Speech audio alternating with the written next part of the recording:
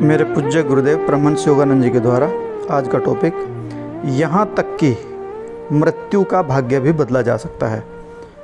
मतलब कि मृत्यु को भी टाला जा सकता है। परमहंस योगानंद जी यहाँ पर दो उदाहरण दे रहे हैं, पहले महाअवतार बाबा जी का और दूसरा यीशु मसीह का। तो पहले महाअवतार बाबा जी का ये वर्णन। महाअवतार बाबा जी ने जीवन को बहाल करने की शक्ति का भी प्रदर्शन किया। एक भावी शिष्य, मतलब एक नया शिष्य, एक भावी शिष्य ने एक बार बाबा जी को हिमालय में खोजा, जहाँ यह महान गुरु कुछ अत्यधिक उन्नत शिष्यों के साथ रहते हैं। अजनबी ने पवित्र संगति समूह में शामिल होने के लिए कहा और कसम खाई कि अगर उसकी अपील अस्वीकार कर दी गई तो वह पहाड़ से कूद जाएगा। बाबा जी ने कहा वह उनकी वर्तमान विकास स्थिति में उन्हें स्वीकार नहीं कर सकते। व्याकुल भक्त ने खुद को चट्टान से फेंक दिया, जबकि अन्य शिष्य भयभीत होकर देखते रहे।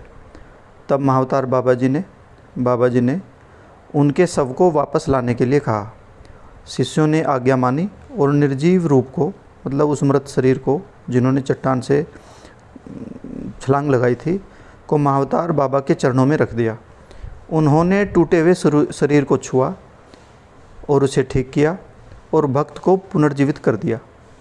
अपने पूर्ण विश्वास और भक्ति के कार्य से शिष्य ने बुरे कर्मों के अंतिम लक्षणों को दूर कर लिया था, जिसके कारण वह बाबा जी के भक्तों की उत्कृष्ट संगति में शामिल होने के लिए तैयार नहीं था। तब महान गुरु ने उन्हें शिष्य के रूप में स्वीकार कर लिया। हालांकि एक अन्य अवसर पर बाबा जी ने एक भक्त के कर्म को अपने ऊपर लेकर कर्म नियम को संतुष्ट किया। इस प्रकार मृत्यु के नियत भाग्य को कम किया, जिसे करने की शक्ति केवल एक सच्चे गुरु के पास होती है। महाअवतार लाहड़ी माँ से और अन्य कुछ अन्य शिष्यों के साथ बैठे हुए थे। उनके सामने एक औपचारिक अग्नि जल रही थी। अचानक बाबा जी ने एक जलती हुई लकड़ी को उठाया और एक शिष्य के नंगे कंधे पर दे मारा। लाहड़ी माँ से आश्चर्य से बोले और प्रश्न किया कि गुरु ने इतना भयानक काम क्यों किया। बाबा जी ने उसकी ओर देखा और कहा, क्या तुम उसे अपनी आँखों के सामने जलकर राख होते हुए देखना पसंद करते? आज आग से दर्दनाक मौत मरना उसका कर्म था। उस पर जलते हुए अंगारों से प्रहार करके और उसके कर्म लेकर मैंने उसे बचा लिया। यहाँ पर यह उदाहरण है कि कर्म की गति को कोई नहीं हटा सकता। एक उन्नत संत को भी अपने कर्मों का हिसाब देना पड़ता है, पर सच्चे गुरु के आशीर्वाद के द्वारा उनकी शरण में रह के बड़े कर्म को छोटे कर्म में कन्वर्ट किया जा सकता है, सच्चे गुरु की संगति के आशीर्वाद के द्वारा। ऐसे आशीर्वाद उन लोगों के लिए दिए जा सकते हैं जो एक सच्चे गुरु, एक ईश्वर प्राप्त गुरु के साथ तालमेल रखते हैं। जो लोग आत्मा और सत्य में देवतुल्य आत्माओं के साथ हैं, वे स्वयं देवतुल्य बन जाते हैं। अब दूसरी घटना, यीशु मसीह ने सबसे नाटकीय तरीके से प्रदर्शित किया कि अपरिवर्तनीय भाग्य जैसी कोई चीज़ नहीं है। उनके एक शिष्य लाजरस के कर्म के अनुसार उनकी मृत्यु एक निश्चित दिन पर होनी तय थी। व्यवस्था पूरी हुई और लाजरस मर गया। ऐसा ही होना तय था, लेकिन मृत्यु की अपरिवर्तनीय नियति नहीं है, मतलब उसको बदला जा सकता है। यीशु ने कर्म नियम को पूरा किया, यानी कि लाजरस को मरने दिया और लाजरस को फिर से जीवित कर दिया। उस पुरुष ने, मतलब महात्मा यीशु मसीह ने यह कैसे किया? उन्होंने सिर्फ यह नहीं कहा आगे आओ। आगे आओ मतलब जब लाजरस मरा हुआ था तो एक गुफा में था, उनको सिर्फ उन्होंने आदेश नहीं कहा कि आगे आओ।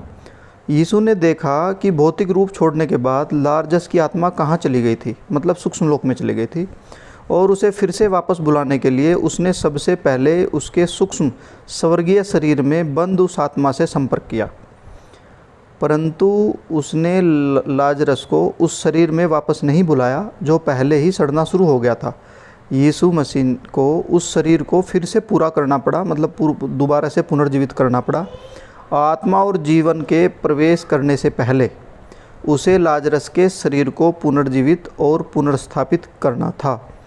इसलिए यीशु ने दो काम किए। पहला, उसने खुद को, अपना जीवन और दिव्य शक्ति लाजरस के शरीर में डाल दिया। इस प्रकार वह लाजरस के कर्म को पूरा कर सका। उसने उस कर्म को अपने ऊपर लिया। फिर शरीर को मृत्यु के कारण से मुक्त करके उसने शारीरिक कोशिकाओं को नवीनीकृत किया ताकि वे फिर से जीवित हो सके। इस तरह यीशु लाजरस को मृतकों में से जगा सके। भले ही प्राकृतिक नियम के अनुसार उसे पुनर्जीवित करने का कोई तरीका नहीं था। यदि बल्ब का फिलामेंट टूट जाए तो रोशनी बुझ जाएगी। जब तक आप टूटे हुए बल्ब को बदलकर नया बल्ब नहीं लगाएंगे, आप रोशनी दोबारा नहीं ला सकते। ठीक इसी प्रकार एक बार जब आत्मा की रोशनी मृत्यु के समय शरीर से निकल जाती है तो वह एक नए अवतार में एक नए शरीर बल्ब के अलावा वापस नहीं आ सकती। मतलब उसका शरीर जो होगा वो दोबारा से पुनर्जीवित करना पड़ेगा। लेकिन पुराने समय के महान संत जैसे महाअवतार बाबा जी और लाडी मासे जी की तरह जानते थे कि जब किसी शरीर का मृत्यु के द्वारा नष्ट होना तय होता है तो वही शरीर फिर से उसी व्यक्ति द्वारा पुनर्जीवित किया जा सकता है जो यह जानता है कि इसे कैसे करना है। निसंदेह मृतकों को जीवित करना भाग्य को बदलने का एक चरम मामला है, लेकिन यह दर्शाता है कि मनुष्य के पास संभावित रूप से मृत्यु तथाकथित अपरिहार्य भाग्य पर भी शक्ति है। मतलब मृत्यु पर भी नियंत्रण किया जा सकता है, उसको बदला जा सकता है। जय गुरु।